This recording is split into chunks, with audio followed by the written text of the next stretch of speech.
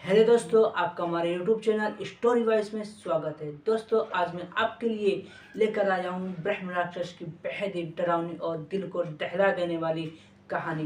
दोस्तों, इस वीडियो को आप पूरा सुने और हमें कमेंट में ज़रूर बताएं कि ये ब्रह्म राक्षस की डरावनी कहानी आपको कैसी लगी। तो दोस्तों, हम आपका ज़्यादा समय न लेते हुए सुनते हैं ये ब्रह्म राक्षस की कहानी। रात के अंधेरे में एक लड़की जिसका नाम रूपा था, वो एक पेड़ के पास से गुजर रही होती है कि तभी अचानक उसको उस पेड़ के पास कुछ हलचल महसूस होता है। जब वो मुड़ती है तो पीछे कोई नहीं होता, लेकिन जैसे ही वो आगे की तरफ मुड़ती है तभी उसके चेहरे के सामने एक जला हुआ चेहरा दिखता है, जो दिखने में बहुत ही ज़्यादा डरावना दिख रहा था। और वो एक अजीब सी आवाज़ निकाल रहा था कि तभी वो रूपा का गला पकड़ लेता है। ये देखकर रूपा जोर जोर से चीखने चिल्लाने लगती है कि तभी उसको उसकी माँ की आवाज़ आती है। क्या हुआ रूपा? रूपा उठो! और अपनी माँ की आवाज़ सुनते ही अचानक रूपा की आँख खुलती है तो वो देखती है कि वो बेड पर लेटी हुई थी और डर के मारे पूरा पसीने से भीग चुकी थी। फिर रूपा कहती है, माँ, फिर से वही सपना माँ, वो मुझे मारना चाहता है। और ये बोल के रूपा कांपने लगी। ये देखकर रूपा की माँ कहती है, हे भगवान, मेरी बेटी को किसकी बुरी नज़र लगी है? बेटा, वो सपना था, डर मत, भूल जा। लेकिन माँ, रूपा कुछ कहने ही वाली थी कि तभी उसकी माँ ने उसे चुप कराया और बोली, अच्छा उठो, नाश्ता कर लो, ऑफिस के लिए जाना है या नहीं? तो रूपा ने हाँ में सर हिलाया और फ्रेश होने चली गई। रूपा 26 साल की एक खूबसूरत और इंटेलिजेंट लड़की है, लेकिन इसको बार बार एक ही सपना आता था, एक पेड़ और एक जला गला चेहरा। रूपा पूरा दिन ऑफिस में बैठ के यही सोच रही थी कि बार बार एक ही सपना क्यों आता है मुझे, लेकिन लाख कोशिशों के बाद भी उसको कोई जवाब खुद से नहीं मिलता। रूपा की फैमिली में कोई भी नहीं था, सिर्फ ये माँ बेटी ही थी, क्योंकि रूपा के पापा की हार्ट अटैक से मौत हो चुकी थी और उसके बाद उसकी माँ ने अपनी बेटी को गांव से शहर लेके आई और यहाँ रूपा को प्राइवेट स्कूल में पढ़ाकर उसका अच्छे से देखभाल किया। खैर, जैसे तैसे शाम हुई तो रूपा घर आई, फ्रेश होके खाना खाने बैठी। तभी उसकी माँ ने पूछा, तो बेटा, कैसा रहा आज का दिन ऑफिस में? तो रूपा ने कहा, ठीक ही था माँ, हर दिन जैसा। फिर रूपा खाना खा के अपने रूम में चली गई। रात के 9 बजे तक लैपटॉप में काम करने के बाद रूपा कुछ फाइल्स अपने अलमारी में रखने जा ही रही थी कि तभी उसके घर के खिड़की के पास किसी की जोर जोर से सांस लेने की आवाज़ आई। ये सुनकर रूपा एकदम से घबरा गई। वो फाइल्स हाथ में पकड़ के अपनी माँ के कमरे की तरफ भागी और दरवाज़ा पीटते हुए माँ माँ चिल्लाने लगी। फिर जब उसकी माँ ने दरवाज़ा खोला तो रूपा का डरा हुआ चेहरा देख के वो पूछी, क्या हुआ बेटा, इतना घबराई हुई क्यों हो? लेकिन रूपा कुछ बोल ही नहीं पा रही थी। तो उसकी माँ ने कहा, अच्छा अच्छा, तू अंदर आ बेटा। ये कह के उसको पानी पिलाया। तो रूपा ने कहा, माँ, मेरे कमरे की खिड़की के पास कुछ है, कुछ तो है माँ। और फिर वो डर के मारे कांपने लगी। तो उसकी माँ ने कहा, कुछ नहीं है बेटा, रुक, मैं देख के आती हूँ। ये बोल के वो जाने लगी, लेकिन रूपा ने अपनी माँ को रोक लिया और कहा, नहीं माँ, मत जाइए आप। लेकिन उसकी माँ ने प्यार से कहा, कुछ नहीं होगा बेटा, तुम रुको ना, मैं 1 मिनट में आई। और उसकी माँ रूपा के कमरे की तरफ चली गई और इधर रूपा का दिल जोर जोर से धड़क रहा था। वो अपनी माँ का इंतज़ार कर रही थी, लेकिन 10 मिनट होने के बाद भी उसकी माँ नहीं आई तो रूपा और ज़्यादा डर गई। वो बिस्तर से उठी और माँ माँ कहते हुए अपने कमरे की ओर धीरे धीरे जाने लगी कि तभी अचानक लाइट चली गई। ये देख रूपा का दिल मानो धड़कना ही बंद हो गया। रूपा पसीने से पूरी तरह भीग चुकी थी। वो रोते हुए अपनी माँ को पुकार रही थी कि तभी उसके कंधे पर एक हाथ महसूस हुआ और वो घबरा के पलटी तो पीछे उसकी माँ खड़ी थी। उसकी माँ ने कहा, क्या हुआ रूपा, तुम कमरे से बाहर क्यों आई? तो रूपा रोते हुए बोली, माँ, आप कहाँ चली गई थी? ये कह के वो गले से लग गई। तो उसकी माँ ने कहा, अरे बेटा, वो पड़ोसी मेहता जी है ना, वो आए थे।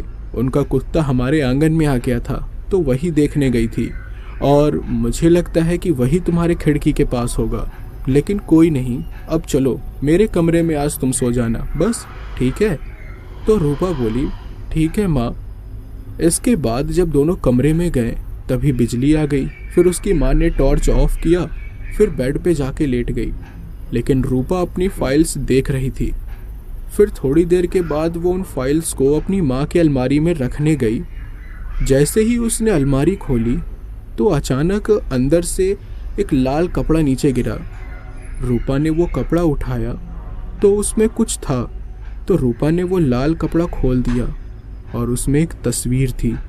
वो तस्वीर को देख के मानो रूपा के जिस्म में खून जम सा गया था, क्योंकि उस तस्वीर में रूपा के माँ पिता और 1 साल की रूपा की फैमिली फ़ोटो थी। लेकिन बात सिर्फ फैमिली फ़ोटो की नहीं थी। जिस जगह पे ये फ़ोटो ली गई थी उसी जगह वो पेड़ भी था जो रूपा को सपने में दिखाई देता था। अब हजारों सवाल रूपा के मन में चल रहे थे। रूपा ने तुरंत अपनी माँ को उठाया और बोली, माँ, यही पेड़ है जो मेरे सपने में आता रहता है। ये बोलकर वो तस्वीर दिखाने लगी। लेकिन उसकी माँ वो देखकर हैरान हो गई और तुरंत रूपा के हाथ से वो तस्वीर खींची और बोली, चलो जाओ सो जाओ। ये देखकर रूपा को अजीब लगा, लेकिन अपनी माँ के गुस्से को देखकर रूपा चादर ओढ़ के सो गई। सोते सोते रूपा ने सोचा कि माँ मुझसे कुछ तो छुपा रही है और बता भी नहीं रही। वो तस्वीर मेरे बचपन की है और वो पेड़। रूपा को लगा ये तस्वीर पक्का गांव में खींची गई होगी, तो ये पेड़ भी गांव का ही है। मुझे इस राज का पता लगाना ही होगा, वरना मैं सपना देख देख कर ही मर जाऊंगी। रूपा ने फैसला कर लिया कि वो कल गांव जाएगी। लेकिन रूपा को गांव का नाम याद ही नहीं आ रहा था। जब उसने दिमाग पे जोर दिया तो उसको याद आया, नारायणपुर। जैसे तैसे सुबह हुई तो रूपा फ्रेश होके ऑफिस जा रही हूँ बोल के नारायणपुर के लिए निकल गई। रास्ते में रूपा ने अपनी माँ को कॉल किया और बोली, माँ, मुझे ऑफिस के काम से 2 दिन के लिए बाहर ही जाना है, तो आप अपना ध्यान रखिएगा। ये बोल के उसने कॉल कट कर दिया और नारायणपुर के लिए निकल गई। रूपा के मन में बहुत सवाल थे, लेकिन उन सब का जवाब उसे नारायणपुर पहुंच के ही मिलने वाला था। लगभग 8 घंटे की जर्नी के बाद वो नारायणपुर पहुंच गई। गांव सुनसान था, वहां लोग कम ही बसे हुए थे। रूपा चलते चलते आगे बढ़ ही रही थी कि इतने में ही पीछे से एक आवाज आई, कौन हो बेटी तुम? ये आवाज़ सुन के रूपा पलटी तो उसने देखा कि एक 80 साल का बुढ़ा इंसान एक लकड़ी के सहारे खड़ा हुआ था। रूपा ने तुरंत बोला, दादाजी वो मैं। लेकिन रूपा शांत हो गई, क्योंकि उसको पता ही नहीं चला कि वो आगे क्या बोले। फिर उसने एक गहरी सांस ली और बोली, दादाजी ये देखिए। और उसे वही तस्वीर दिखाई। लेकिन वो देख के दादाजी घबरा गए। जब रूपा सुबह ऑफिस के लिए निकल रही थी तब उसने माँ के कमरे में जाके उस तस्वीर की एक फ़ोटो अपने मोबाइल में खींच ली थी और अब वही तस्वीर वो दादाजी को दिखा रही थी। लेकिन रूपा ने देखा कि वो बुढ़ा आदमी डर के मारे कांप रहा है। तो रूपा ने कहा, दादाजी आपको पसीना क्यों आ रहा है? तो दादाजी ने डरते हुए कहा, निकल जाओ, वरना वो अपना वादा पूरा कर लेगा। तो रूपा ने कहा, कौन क्या कर लेगा और कौन सा वादा दादाजी? तो उस बूढ़े आदमी ने कहा, तुम यहाँ खुद नहीं आई हो, तुम यहाँ लाई गई हो। अब वो फिर से आ जाएगा।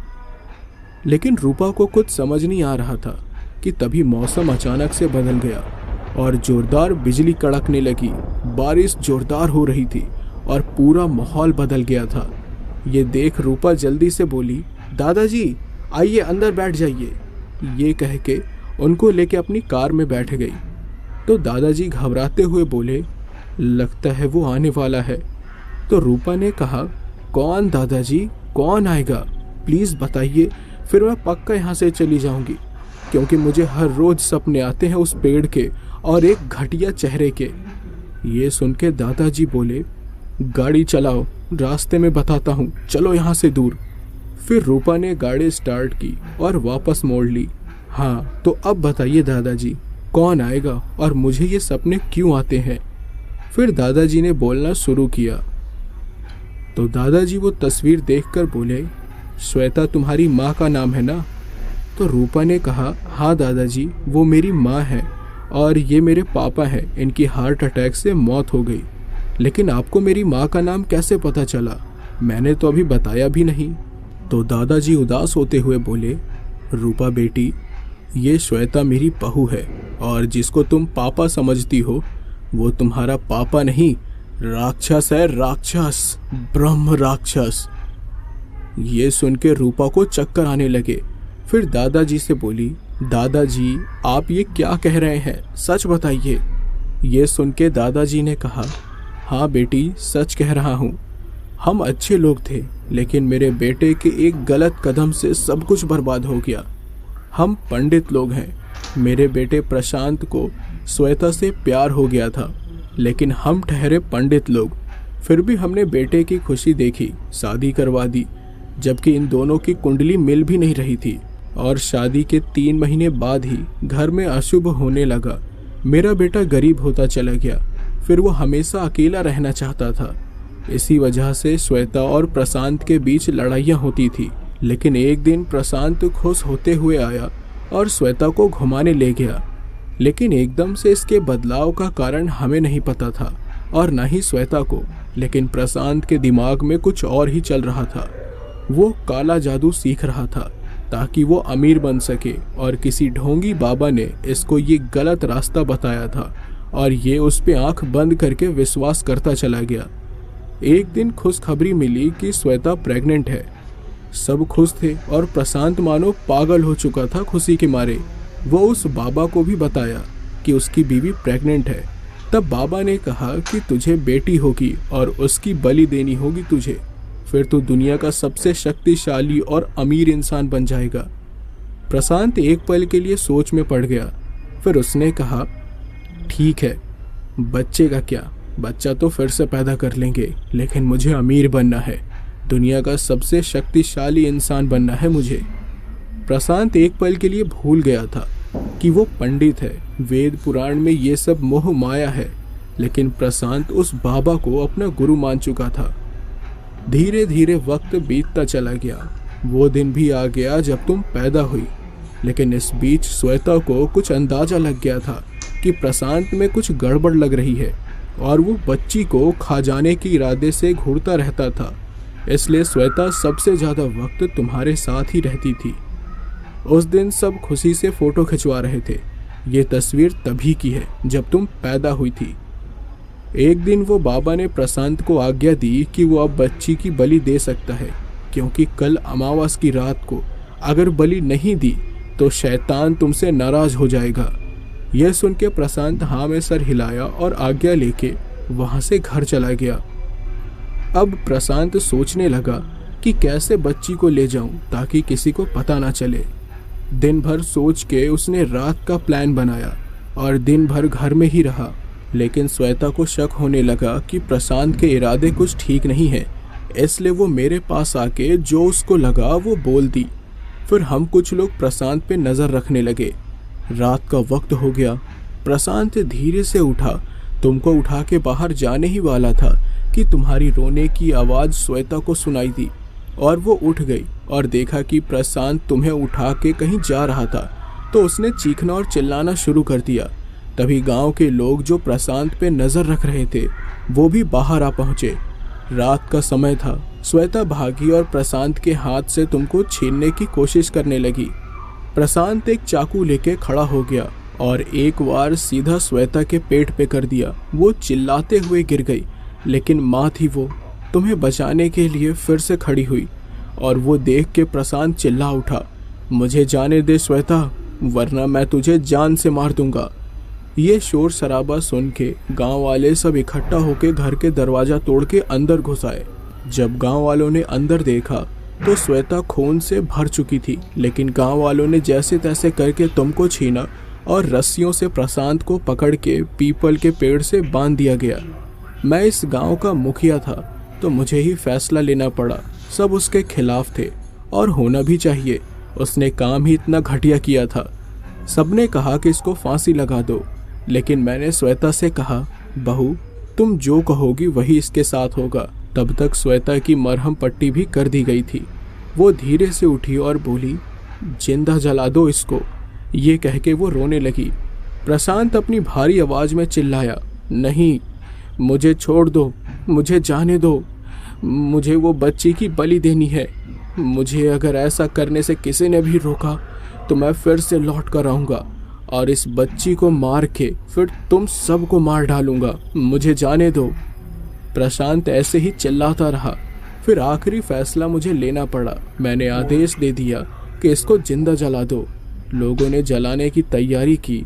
तब तक प्रशांत जोर जोर से हंस रहा था और बोल रहा था, मैं आऊँगा, एक दिन जरूर आऊँगा। फिर गांव वालों ने उसको जला डाला और वो जलते हुए भी यही कह रहा था कि मैं वापस आऊँगा। लेकिन थोड़ी देर के बाद वो मर गया। हमें नहीं पता था कि वो मरने के बाद ब्रह्म राक्षस बन जाएगा और कुछ साल बाद गांव में मौत का तांडव मचने लगा। तब तक श्वेता तुम्हें लेके पता नहीं कहाँ चली गई थी। हमें लगा कि तुम दोनों को उसी ने मार दिया होगा, लेकिन तुम दोनों बच गए। गांव के लोगों की एक एक करके मौत होती गई। तो हमने एक सिद्ध बाबा को ये बताया, तो उन्होंने कहा कि ब्रह्म राक्षस का सामना करना कोई खेल नहीं है, वो बहुत शक्तिशाली होता है और उसका घर पीपल का पेड़ होता है। ठीक है, मैं तुम लोगों की मदद जरूर करूँगा। ये कह के बाबा ने एक लाल और एक पीला कलर का धागा उस पेड़ के 20 मीटर तक गोल बांध दिया और कहा, ये धागा कोई नहीं हटाएगा। अगर इसके अंदर कोई आएगा तो वो जिंदा नहीं बचेगा। अब तुम लोग सुरक्षित हो। ये बोल के बाबा चले गए। लेकिन दादाजी इतना बोलकर रोते रहे। तभी उसी वक्त अचानक से बहुत तेज हवा चलने लगी और गाड़ी डिसबैलेंस होकर एक पेड़ से टकराई। रूपा और दादाजी के माथे से खून निकल रहा था।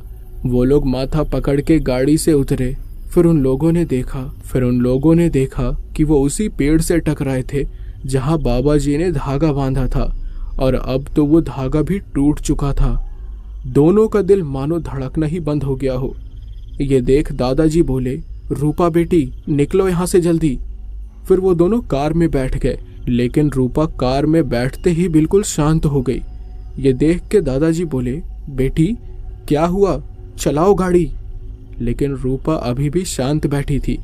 दादाजी चिल्लाते हुए बोले, अरे यहाँ से चलो वरना हम मर जाएंगे। लेकिन तभी रूपा की एक भारी भरकम आवाज आई, मर जाएंगे नहीं, मर गए आप बापू। ये सुन के दादाजी को हार्ट अटैक आने ही वाला था कि उसी वक्त रूपा ने सामने टूटा हुआ कांच का टुकड़ा लिया और दादाजी के सीने में घोंप दिया और जोर जोर से हंसने लगी और बोली, कहा था ना मैंने कि मैं वापस आऊंगा, लो आ गया मैं। अगली सुबह रूपा अपने घर आके अपने रूम में सोई हुई थी। उसकी माँ ने आकर देखा तो दीवारों में कुछ अजीब नाखूनों के निशान थे, लेकिन उसकी माँ ने ज्यादा गौर नहीं किया। फिर एक गिलास दूध रखकर बोली, रूपा बेटी तुम कब आई? ये लो दूध मैंने रख दिया है, पी लेना। ये बोल के वो रूम बंद करके उसकी माँ अपने किचन में चली गई। दूसरी साइड गांव में हंगामा मच गया था, क्योंकि किसी ने मुखिया के दिल में कांच घोंप दिया था और उनके शरीर को उसी पीपल के पेड़ पे उल्टा टांग दिया था। ये सब देख के वहां के लोग डरे हुए थे और अब नारायणपुर में डर की दहशत फैल गई थी, क्योंकि मुखिया की मौत उसी पीपल के पेड़ पे हुई थी जहां कुछ साल पहले बाबा ने उस पेड़ को धागे से बांध दिया था। अब तो वो धागा भी टूट गया था। तो सबको प्रशांत की बात याद आई, जो उसने मरते वक्त कहा था कि मैं वापस आऊंगा। गांव के कुछ लोग तो अपनी जान बचाने के लिए वो नारायणपुर छोड़ के भाग रहे थे और कुछ लोग तो वहीं पर रहने का फैसला किए, क्योंकि भगवान इंसाफ जरूर करेगा, यही सोच के कुछ लोग वहीं रहे। इधर रूपा की माँ किचन में अपना काम कर रही थी। उसको रूपा के कमरे से आवाज आई, श्वेता, श्वेता, अरे ओ श्वेता। ये सुन के श्वेता यानी कि उसकी माँ रूपा के कमरे में गई। वहां जाके देखा तो कमरे में कोई भी नहीं था। श्वेता ने हैरान होते हुए कहा, रूपा बेटी कहाँ चली गई तुम? दूध भी नहीं पिया। ये कह के उसकी माँ ने बाथरूम में जाके चेक किया, लेकिन रूपा वहां भी नहीं थी। पता नहीं ये कहाँ गायब हो जाती है, शायद ऑफिस चली गई होगी। ऐसा सोच के श्वेता रूम से बाहर जाने लगी। इतने में ही ऊपर से उसको हंसने की आवाज आई। मैं यहाँ हूँ श्वेता। जब ये आवाज सुनी तो श्वेता ने ऊपर देखा। ऊपर पंखे पे रूपा एक बिल्ली को खाते हुए बैठी थी और सिर टेढ़ा करके हंस रही थी। ये देख श्वेता कांप उठी और वो डर के मारे बेहोश हो गई। इधर नारायणपुर में कुछ लोग बाबा को ढूंढने लगे कि वो ब्रह्म राक्षस कहीं फिर से मौत का तांडव न कर दे। जैसे तैसे करके सारे लोगों ने मिलकर एक बाबा को ढूंढ निकाला। बाबा उस पीपल के पेड़ के पास आए और उस धागे को देखा तो बोले, कहा था ना कि इस धागे के आगे अगर कोई जाएगा तो वो जिंदा नहीं बचेगा। तो बाबा ने चिल्लाते हुए बोला, मुखिया ने मेरी बात नहीं मानी, इसलिए वो मर गया और अब ब्रह्म राक्षस को फिर से पकड़ना मुश्किल ही नहीं नामुमकिन है। ब्रह्म राक्षस अपनी मर्जी का मालिक होता है, अब वो किसी की नहीं सुनेगा। तभी गांव वाले बोले, बाबा कोई तो रास्ता होगा, कृपया हमें वो रास्ता बताइए। बाबा ने कहा, प्रशांत की मौत से पहले उसकी आखिरी ख्वाहिश क्या थी? तो गांव वालों ने कहा, बाबा जी वो अपनी बेटी की बलि देना चाहता था। तो बाबा जी ने कहा, हाँ वही करना पड़ेगा, क्योंकि जब तक ब्रह्म राक्षस की आखिरी इच्छा पूरी नहीं होती वो शांत नहीं बैठेगा और उसकी आत्मा को शांति नहीं मिलेगी। जब वो अपनी बेटी की बलि दे देगा तब उसके बाद उसको हम मुक्ति दिलवा सकते हैं और उससे गांव वालों की जान भी बचा सकते हैं। इसके लिए आप सब उस लड़की को ढूंढो जिसकी बलि प्रशांत देना चाहता है और उसको लाके यहाँ पीपल के पेड़ से बांध दो। गांव वालों के बीच में से एक इंसान ने कहा, जिसका नाम प्रेम था, बाबा जी किसी लड़की की जान देकर हमें बचना नहीं है, क्या ये पाप नहीं होगा? आप खुद सोचिए बाबा जी। तो बाबा बोले, बेटा तुम जवान हो, गरम खून है तुम में, इसलिए नहीं समझ पा रहे हो।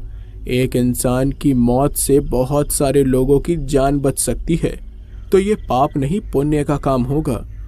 तो प्रेम ने कहा, ऐसा पुण्य हमें नहीं कमाना, हम उस ब्रह्म राक्षस का सामना अकेले ही कर लेंगे। ये सुन के गांव के लोग प्रेम को डांटने लगे और बाबा जी से माफी मांगने लगे। तो बाबा जी ने कहा, अरे अरे माफी मत मांगो, नादान बच्चा है। खैर अभी मैं चलता हूँ, वो लड़की को ढूंढ के लाओगे तो मुझे शमशान में आके बताना। ये बोल के बाबा जी वहां से चले गए। प्रेम इन सब के खिलाफ था। वो नहीं चाहता था कि अपनी जान बचाने के लिए किसी और की जान दांव पे लगाया जाए, इसलिए प्रेम सबके खिलाफ हो गया था। अब गांव वाले श्वेता को कैसे ढूंढना है यही सोच रहे थे। तभी एक गांव वाला वहां आया और बोला, मुझे किसी का फोन मिला है, इसमें प्रशांत और श्वेता और उसकी बेटी की तस्वीर है। वैसे मैं आपको बता दूं कि रूपा जब यहाँ आई थी दादाजी को वो तस्वीर दिखाने, जब उसकी कार का एक्सीडेंट हुआ था तभी रूपा का फोन वहीं गिर गया था। अब वो फोन गांव वालों के हाथ लग गया था।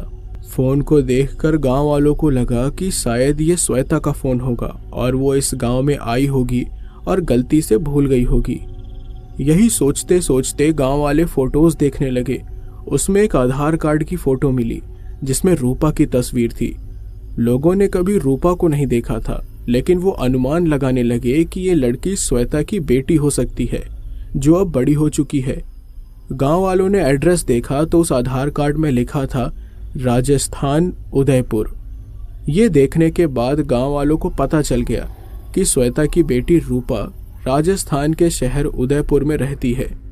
तभी कुछ गांव वालों ने हट्टे कट्टे लोगों को तैयार किया ताकि वो जाके रूपा को उठा के ले आए। ये सब प्रेम शांति से खड़ा होके चुपके से सुन रहा था। तभी वो 4 हट्टे कट्टे लोग उदयपुर जाने के लिए तैयार हो गए और वो रूपा को ढूंढने के लिए निकल पड़े। दूसरी तरफ श्वेता को होश आया और वो धीरे से उठी और चारों तरफ देखने लगी। वो देख के उसके मुंह से चीख निकल गई क्योंकि चारों तरफ खून ही खून था। श्वेता बेहोश होने से पहले जो हुआ उसको याद आया तो वो तुरंत ऊपर फैन पे देखने लगी, लेकिन अब वहां पर रूपा नहीं थी। श्वेता धीरे से उठ के कमरे से बाहर आने लगी। लेकिन पूरे घर में खून ही खून भरा पड़ा था। कई जगह कुत्तों का आधा कटा हुआ सिर और मरे हुए कौवे पड़े हुए थे। देखने में ऐसा लग रहा था कि किसी ने उनके शरीर को आधा खा के फेंक दिया है। श्वेता डरते डरते किचन में गई और देखा कि रूपा वहां लेटी हुई थी। उसके कपड़ों में, मुंह में पूरा खून ही खून था।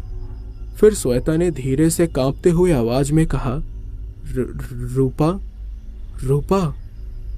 कि तभी अचानक रूपा एकदम से खड़ी हो गई और श्वेता के चेहरे के सामने आके अपनी गर्दन को टेढ़ा करके श्वेता को घूरने लगी और बोली, श्वेता मैं आ गया। इतना बोल के वो तुरंत वहां से भाग गई। ये सब श्वेता देख के समझ गई कि प्रशांत की आत्मा रूपा के शरीर में आ चुकी है। श्वेता सीधा रूपा के पास भागी और बोली, प्रशांत मेरी बेटी को छोड़ दो, मैं तुम्हारे पांव पड़ती हूँ। रूपा जोर जोर से हंसने लगी और भारी आवाज में बोली, कैसे छोड़ दूं? हाँ कैसे छोड़ दूं? इसकी वजह से तूने मुझे जिंदा जलवाया था ना। तो श्वेता बोली, प्रशांत तुम चाहो तो मेरी बलि ले लो, लेकिन मेरी बेटी को छोड़ दो। ये कह के वो जोर जोर से रोने लगी।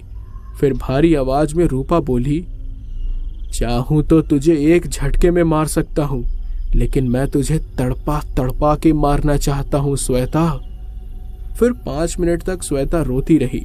इतने में रूपा जमीन पे गिरी हुई थी। जब वो उठी तो वो खुद को हॉस्पिटल में पाती है और वो उठना चाहती थी, लेकिन श्वेता ने उसको कहा, बेटी आराम करो। तो रूपा बोली, माँ पापा ब्रह्म राक्षस है, आपने मुझे क्यों नहीं बताया?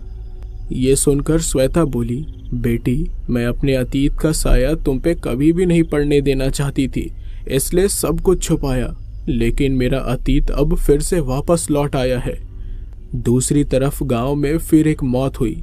एक गांव वाले की लाश उसी पीपल के पेड़ पे उल्टी लटकी हुई मिली। जब प्रशांत की आत्मा रूपा के जिस्म से बाहर आई, तब वो सीधा नारायणपुर आके फिर से एक गांव वाले की जान ले ली। इससे साफ पता चल रहा था कि ब्रह्म राक्षस कितना शक्तिशाली है। यही सोच के गांव का लड़का प्रेम अपने घर की अलमारी की तरफ गया, जहां उसके नाना जी के किताबें रखी हुई थी। हालांकि उसके नाना जी की मौत बहुत सालों पहले हो गई थी, फिर भी उनकी किताबें आज भी मौजूद थी। प्रेम ब्रह्म राक्षस की कोई कमजोरी ढूंढना चाहता था, इसलिए वो सारी पुरानी किताबों में कुछ तो सुराग मिलेगा, ऐसा सोच के ढूंढता रहा। गांव वाले बहुत डर गए थे कि अगला नंबर किसका होगा। ये सोच के वो सभी अपने घरों में ही बंद रहने लगे। दूसरी तरफ हॉस्पिटल में डॉक्टर रूपा को चेक करने आए और उससे बात की। डॉक्टर हल्की सी मुस्कान के साथ पूछे, तो कैसी हो आप? कैसा महसूस हो रहा है रूपा बेटी? लेकिन रूपा भारी आवाज में बोली, मुझे खून पीने का मन कर रहा है। ये सुनकर डॉक्टर को लगा कि रूपा मजाक कर रही है, तो डॉक्टर हंसते हुए कहने लगा, क्या बेटी तुम अच्छा मजाक कर लेती हो। लेकिन रूपा झट से डॉक्टर के हाथ के स्किन को अपने दांतों से चीर के नोच देती है।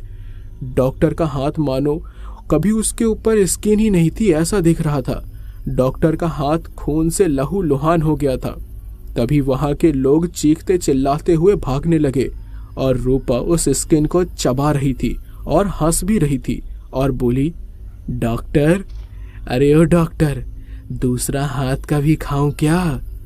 लेकिन डॉक्टर चिल्ला रहा था दर्द के मारे और बोला, अरे ये पागल लड़की है, इसको हॉस्पिटल नहीं, इसको मेंटल हॉस्पिटल में रखना चाहिए, लेके जाओ इसको, वरना मैं पुलिस कंप्लेंट कर दूंगा।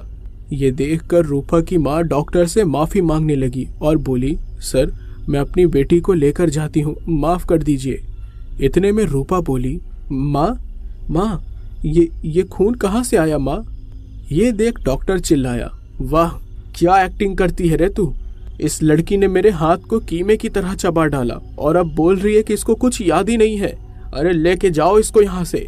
इसके बाद रूपा की माँ उठी और रूपा को अपने कंधे का सहारा देते हुए हॉस्पिटल से बाहर लाने लगी, ताकि रूपा को किसी तांत्रिक के पास ले जाया जाए। जब श्वेता और रूपा बाहर आए, तभी किसी ने उन दोनों को पकड़ लिया और हाथ पैर रस्सियों से बांधकर उनकी आंख में पट्टी बांधी और कहीं ले जाने लगे। ये वही लोग थे जो नारायणपुर से यहाँ रूपा के लिए आए थे और इन्हें गांव ले जा रहे थे। दूसरी तरफ गांव वालों को खबर मिल गई थी कि श्वेता और रूपा को उठा लिया गया है। ये सुन के गाँव वालों की जान में जान आई, लेकिन प्रेम बहुत दुविधा में था। पता नहीं क्यों उसको रूपा को लेकर हमदर्दी महसूस हो रही थी, लेकिन प्रेम उनकी कैसे मदद कर सकता है, यही दुविधा में प्रेम था। तभी उसकी नज़र एक किताब में पड़ी। उसमें लिखा था ब्रह्मांड के राज, इसमें कुछ न कुछ तो जरूर मिल ही जाएगा। ये सोच के प्रेम किताब पढ़ने में लग गया, लेकिन वो किताब में 3000 पेजेस थे, इसलिए प्रेम को दिक्कत हो रही थी। कुछ घंटों के बाद गांव के वो हट्टे कट्टे नौजवान उन दोनों को लेके गांव में पहुंच गए और उन लोगों को ले जाके एक कमरे में कैद कर दिया गया। फिर गांव के कुछ लोग शमशान पहुंचे और बाबा से बात की। बाबा, हम ले आए उन माँ बेटी को, आप आइए और हमें उस ब्रह्म राक्षस से बचाइए बाबा। ये सुनकर बाबा के चेहरे पे बड़ी सी मुस्कान आ गई। अच्छा किया तुम लोगों ने जो इनको आज ही ले आए। आज पूर्णिमा की रात है और आज मेरा सपना पूरा होगा। ये सुन के गाँव वाले बोले, आपका सपना? ये सुन के बाबा घबराते हुए बोले, अरे मेरा मतलब है कि गांव वालों का सपना, जो ब्रह्म राक्षस से आप सबको बचाने का। ठीक है बाबा, आप अभी चलिए और बताइए कि क्या करना है। तो वो बाबा बोला, मैं रात को 10 बजे आऊँगा। उस लड़की को पीपल के पेड़ में बांध के रखना और पेड़ के सामने अग्नि होनी चाहिए, क्योंकि मुझे वहाँ आके पूजा भी करनी है उसकी बलि देने के लिए।